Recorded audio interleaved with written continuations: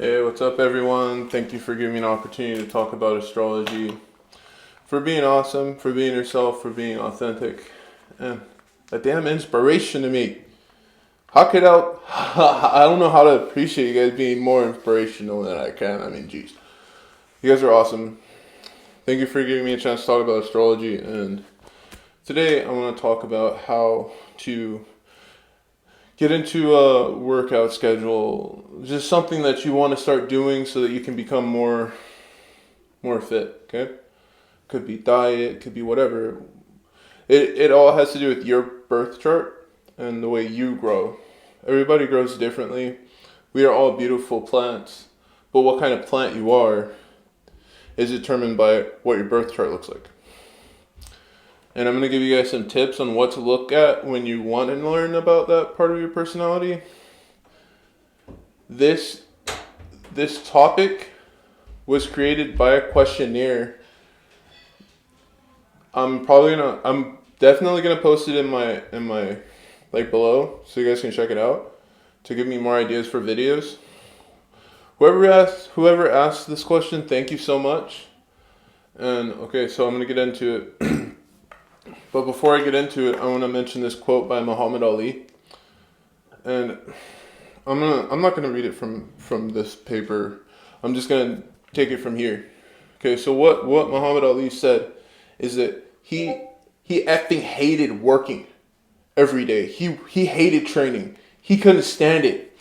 But the only reason why he did it every day was to become a champion. I thought that was really bitchin', so I thought I'd mention it. No, for you guys to understand this part of working out or getting fit or fixing your mind, whatever it is, you gotta look at first off is your Saturn. Your Saturn's gotta be the first thing you look at, because your Saturn is your work ethic. So you look at your Saturn, and guys, here's an extra caveat, which is my favorite part to add. 10th house is Saturn energy. So you look at your Saturn, and then you look at your 10th house energy. Take those two, put them together how the hell you want, and that's what you use to become more productive. So me, for example, my 10th house is in Pisces.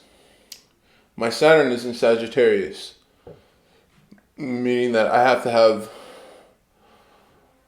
this esoteric energy pushing me forward to become great. And that's it. That's what inspires me when it comes to working.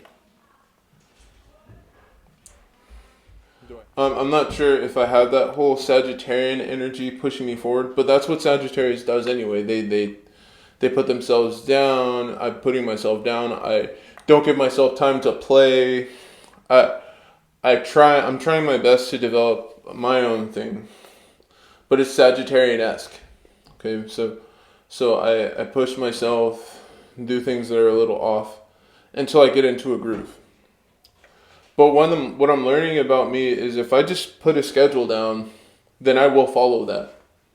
And so that's my thing, is to just follow a schedule. And if I start to feel bad about myself, then follow the schedule harder. That's all I can do, is just try harder, right? Okay. And I want to talk about my wife's Saturn. Well, actually, my 10th house is in Pisces. Excuse my kids, they're really loud right now. But yeah, my 10th house is in Pisces, so I try to do everything in a spiritual way. Like I try to set goals and have spiritual backing somehow. I'll judge myself and decide whether I'm doing something well or not. But it's the whole trial and error thing. Pisces is really messy. So I'll develop a schedule and I'll have it for a while and then I'll toss it out. And I'll develop another one and toss it out. That's how I am. My wife's Saturn is in Capricorn, which is way cooler, way easier to focus, way better at focusing. I wish I had that kind of energy. She started doing the dishes and she hasn't stopped. Like she's doing them all the time now and I can't keep up with her. And I think that that's really inspiring for me. And her 10th house is in...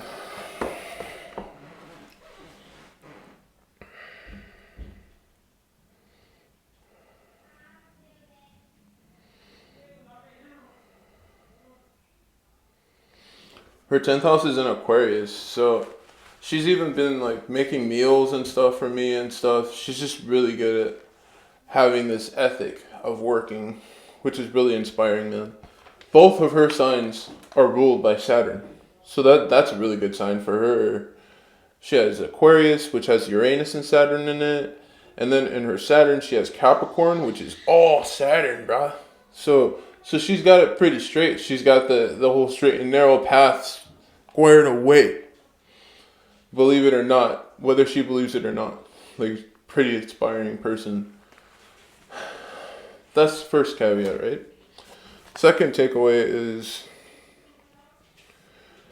so what else you can do is look at your Venus and your second house to tell where you're doing too much. If you get into Venus too much, Venus is all, I love and feel and touch and all this stuff that keeps you away from doing work, right? So you got to go into Saturn and Mars and stuff like Jupiter. I didn't mention Mars in this video, but you guys get the picture. I'm not going to mention Mars because Mars is the most aggressive sign, so it's not really that hard to look at, right? It's the first house in your Mars. It's really, that's a really tough one. That one's really aggressive. So yeah, that's your motivator. So mine, Mars, and Aries and Jupiter and Gemini. So that's really aggressive and blah blah. That's not really as important as the ones that I'm talking about. Because the ones I'm talking about is Saturn, which has to do with your work ethic, and Jupiter has to do with your scaling ability. So those are the two most important things when it comes to working out with your body, with your life, with your career, with your experience. Okay, so next we have Jupiter. No, we have Venus, right? So Venus is telling you where are you too comfortable in your life? How are you too comfortable? My Venus is in Libra. I get too comfortable with people.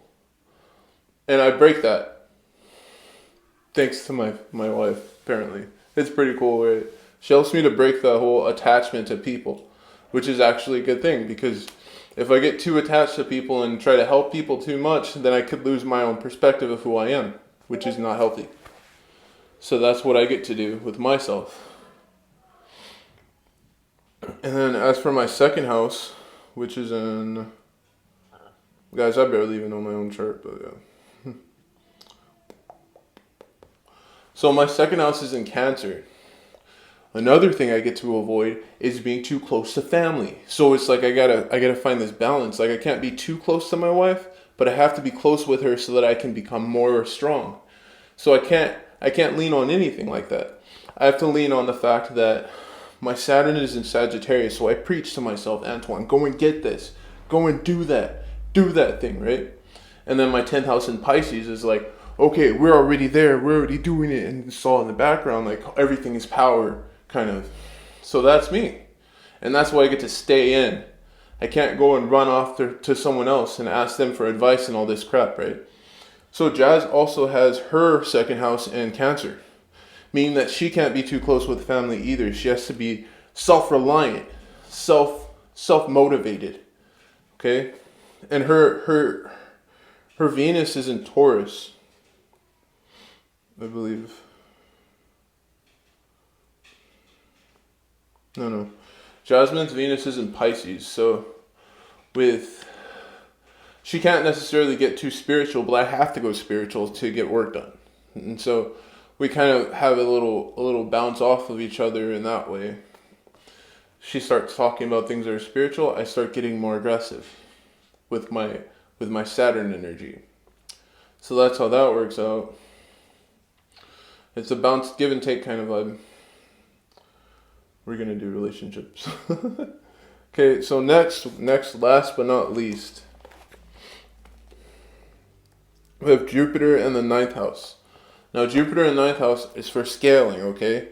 My Jupiter is in Gemini, and my 9th house is not in Gemini.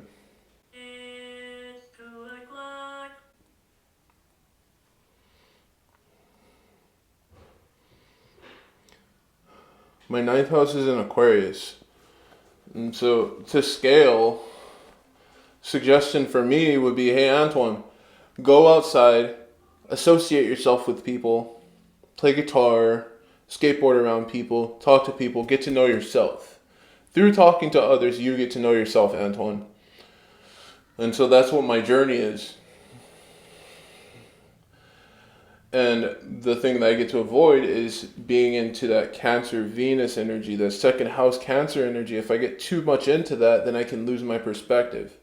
So it's very important to stay balanced. There's family, then there's getting to know people. Has to be a balance. And I'm learning that in life. It's really cool. Especially in this community that I found. It's called Spirit Mysteries.